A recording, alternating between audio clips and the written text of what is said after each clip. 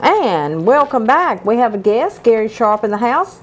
Good morning, Gary. Hey, good morning. How you So doing, glad Sandra? I'm good. So glad to have you here. Thank you. We're going to talk a little bit, Clint, about chess. Have you ever played chess? No, I do not play chess. I haven't ever played chess. Have you played chess I have before? played chess, yeah. I've been Okay. playing I played chess since a child. checkers and Chinese checkers, and that's about as far as it Yeah, goes. well, it's totally different, except it's played on the same kind of board, maybe, but it's totally different. Yeah, and I've always Okay. been intrigued with chess, but it's Yeah. one of those things where I guess it wasn't diagnosed back then. It was just called hyper, but I basically had ADD, and so playing chess for me would have been just too nerve-wracking. Chess would have helped you. Probably would help you today still. It's kind of a relaxing game, but it's one that you have to have a little bit of self-discipline Right. to see it through, and ability to think ahead, to plan, and to hope for the outcome that you want That to leaves have. me out. Right. No, I'm kidding. You have to, and that's what good strategists, people who, especially in history, who have been, whether they've been working with our country in the military, whether they've just been very good at business, often are excellent chess players because they're able to plan moves in advance, able to kind of forecast outcomes based on this first move, and I can see 5, 6, 7, 10 moves ahead of where things may go, and be able to plan and anticipate your reaction. But then, to me, I would get lost down the rabbit hole if I did that. I'd never come back out. Yeah. I can say, and a lot of people do, I guess. But we have a guy visiting, and Right. his name is Jude. Jude Acers. Acers. He's a legendary chess player. Tell us from about way him. back. He began playing chess at a young age. He's probably in his early 70s now. So he comes from the time period of Bobby Fischer. People will know him. And the great chess days of the 60s when it was the USA versus the USSR. He actually played Bobby Fischer in some matches when Bobby Fischer was touring. Right. And he went down into Louisiana.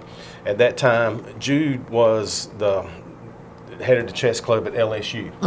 And so he got a chance to spend the weekend with Bobby Fischer, and they played, and actually played him to a draw, I think. So we got a real legacy coming to town here. So he's been playing chess his whole life. Isn't he Guinness Book of World Records or He something? holds a Guinness World Record for the number of players played in a simul, which is what he's coming here to do. A simul is basically when the chess master lines up, as many players as he can, and he goes from board to board making the moves. So he's playing against all of them at one time. Playing against They're all not of playing them at against one other time. people. They're all playing against him. Right. So it's kind of like speed chess for him and regular chess for them. Exactly. And it's a little bit of handicap for the master too, because he's got to think about all those games he's playing, and all you've got to do is think about the one. Right. So that's what we've been trying to do here recently is drum up some players who can participate in the simul. We're looking for a large number.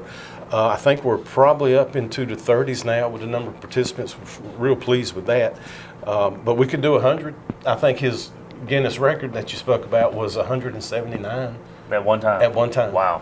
How many wins, losses, and draws in that, I don't know. But he recently played one last weekend in, I think it was Alabama, 53 players. He won 52 and lost 1. So Golly. he's got the kind of insight into a board game like that normal people just don't have. And so he's It's a coming. gift. He's coming to Rocky Mount, and so my understanding is that there's going to be interactions with the Rocky Mount Boys and Girls Club. There's going to be some activities at the Imperial Center. Right. What is the driving focus behind this? Is it for him to be kind of an entertainment opportunity to challenge him? Is there some lessons to be learned from this? Well, I think the game of chess always has lessons to be learned, especially for young people who play. And if we can interact with them at an early age, it gives them a sense of I can. And we want people to grow with that in their mind. It's also a good bit of entertainment for what we're bringing to Rocky Mount. But he's also doing a documentary, is he not? Right, so right. He's got a crew following him around, and we are the last leg. The of last that leg crew, of that documentary. Yeah. And I think that's very special for Rocky Mount and the people here to be included in that. And it's a documentary documentary about his life in chess. Right. So it's been in the works for probably about 4 or 5 years now, and it's wrapping up right here this weekend. And we're very proud of that. Yeah. So the first event will be the simul on Sunday.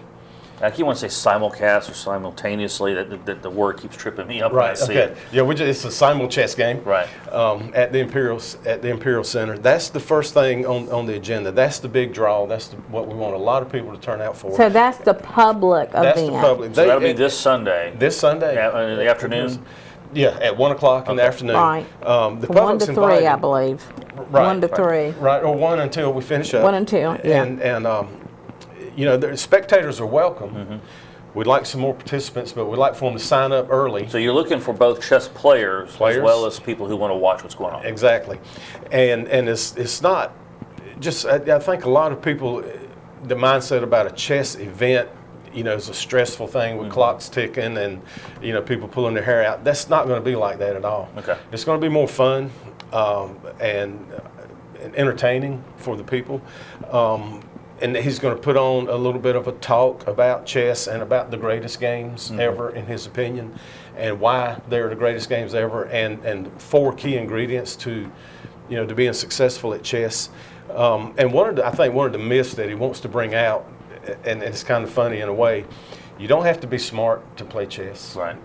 It's a regular person's game. You just have to have a desire. But the stereotype is that people who play chess have to be smart. Right. There's actually been some studies on it. The question is, do smart people play chess, or does chess make people smart?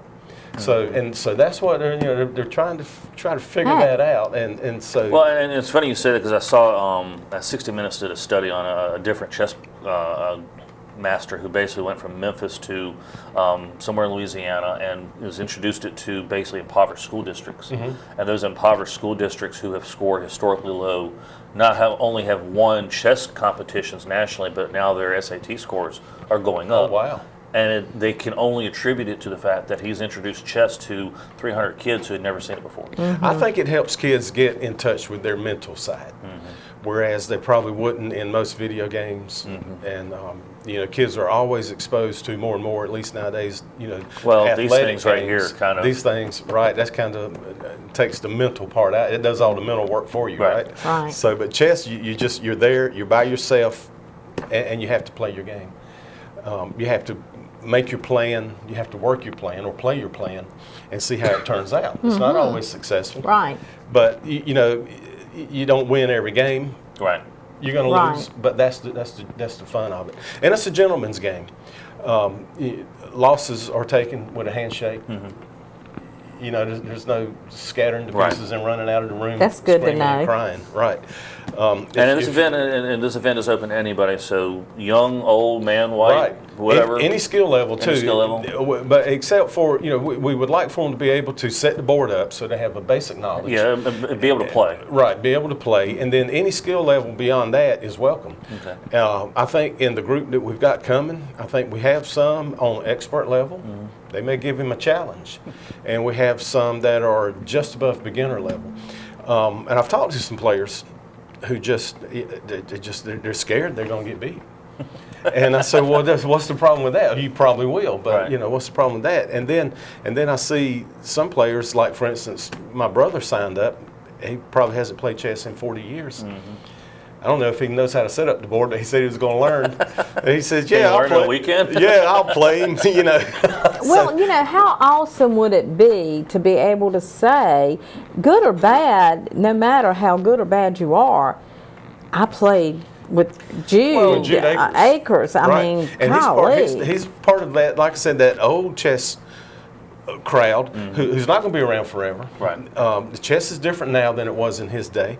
And in the end, if you keep your score, it's called a score sheet, but it's basically a move recording of the moves. If you keep that at the end, whether you win, lose, or draw, he signs your score sheet. Right. Oh, cool. Wouldn't that be nice to have? And that's cool. actually leads into the cliche is you learn more by losing than by winning. True. And baseball, you might say that's true, but that's really crap. In chess, though, that's more true. Right. In chess, you actually do learn, especially if you keep your moves, because you can actually see what your opponent did, Exactly. and you can try to adopt some of those processes into what you do. Right. There are very few things where you actually can learn from your loss. Right. Exactly. And you can learn From the master. when you analyze games too, and you start doing that, then you can learn from other people's losses as well. Where did they fall short in their in their game?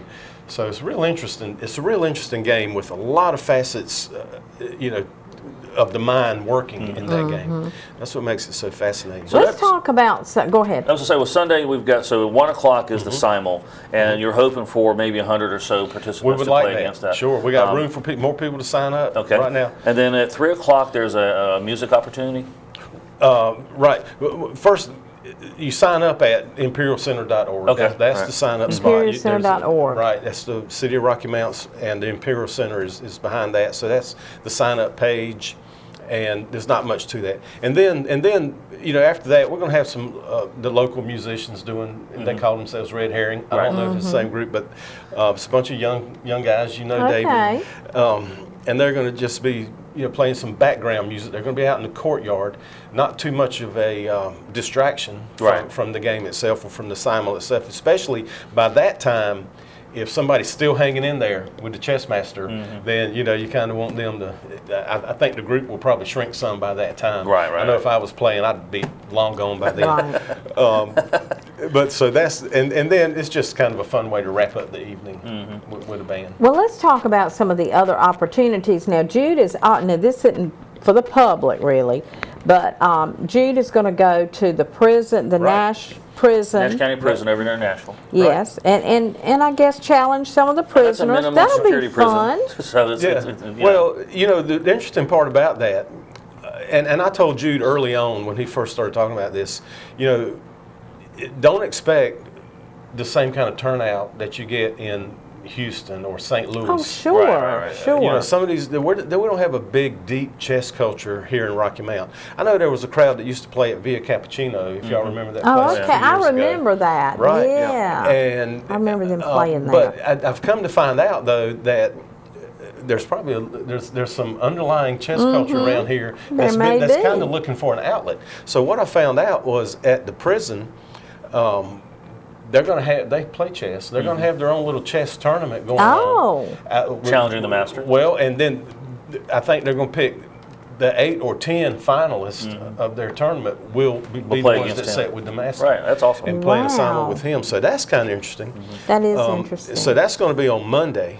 And then Monday is Columbus Day, so there actually are some businesses and opportunities for if you happen to be off work. Not that you can go to all this stuff, but one of the Boys and Girls Club, which is what you're getting ready to talk about, is open to the public. And see, that's another one where we found, an underlying chess culture there. There's 7, 8, or 9 of those kids who have signed up to play who have, a little bit of a chess background. And so we're looking forward to that. And then after that, which is really going to be, I think, the most relaxing and more fun of it, is we're going to call it the Mills Chess Games. It's kind of free play. Right. We're going to be set up at Ramblers at the Mills. It won't be a simul event, but the master, Jude, he'll be there playing, anybody that challenges him. So everybody can show up and play games, and then maybe other people can play each other too. Yeah, it'd just be kind of a chess evening there at the it'd be kind of cool if he was going around kind of giving people advice on what moves to make while they're playing other people. Yeah, wouldn't that be nice? Yeah, just don't do that. You want to do this. Right, you want to do this. Please don't do that. So I'm looking forward to that. I think that's going to be the highlight of the entire. So that'll be Monday at the Rocky Mountain Mills at Ramblers. Right, that'll be Monday after the Boys and Girls Club meeting. So probably around 7 to 9 p.m. So, and the public's invited to that as well to watch. Okay. And I tell you, he's an exciting player. I met him on Decatur Street in New Orleans, and he sets up. He calls it the World Chess Table, and he sets up there, and he just sits there and reads the paper until somebody sits down to play. And I was scared too, and my wife. I thought I was going to get beat, which I was. But my wife said, if you don't do it, you'll always wish you had. Yeah, you so will. I sat down and I played him, and he plays for $5 a game. I was going to say, And is there a cost or a tip? Yeah. Yeah. So after $10, then I started talking to him after I lost $10. I said, "Wait, we're not going to play. Let's talk." Let me ask, how quick were your games? They were pretty quick. I think he toyed with me a little bit until he finally got me. So that was a lot of fun, and we became friends. And so he has a tournament he puts on down there. It's real informal. It's called the Paul Morphy Invitational. And Paul Morphy was a legendary player from the 19th century in New Orleans. Right. Died early, but he was legendary. And he's got some place. So Jude does that in honor, in memorial of Paul Morphy. So I've been going back every year just to play in his tournament and getting to meet him and socialize with the people in New Orleans. It's a lot of fun. And so this past year he says, "Sharpe, I reckon you're going to be coming every year." I said, "Yep." He said, "Well, I want to come to Rocky Mount." Oh, wow. I said, "Okay, Wow. well, So let's that's do how it." that happened. Right, yeah, so let's do it. So we set this up. I got with my friend Kristen Brabble, who is an expert organizer, which Yes. I am not, and she has taken care of everything like that, and it's made it a whole lot easier. And that wraps up Monday, Right. pretty much. And then Tuesday, is there still going to be a South Tuesday? Rocky Mount event? Tuesday, right? Yeah, I wanted to bring that to your attention. Yeah. Actually, on Saturday, when we come in on Saturday, we're going to first gather at the South Rocky Mount Community Center, and that's another place where I did not know that there was a chess culture there. A fellow named Dwayne Ashman. I want to give him credit. Dwayne, you're doing a great job with the City of Rocky Mount. Has kids on Tuesdays and Thursdays after school. He has a little chess. A Wow. little chess time. Right. For Teaching those kids to play chess. Right. And Dwayne comes from Washington, D.C., and he's played a lot. And actually, when I was telling him about this, he says, "You know what?" He said, "I think I've played this guy." The red beret is what tipped him off. Right. That's the signature. So we're gonna meet with those kids and do a little segment that they call profiles. So you can do that Saturday evening? That's Saturday evening as soon as Okay. we fly in, and do that, and hopefully we're trying to get Dwayne and all the kids to sign up for the main event For at the the Simul. Imperial Okay. Center. Good, Right, good. that's where we want to play them at.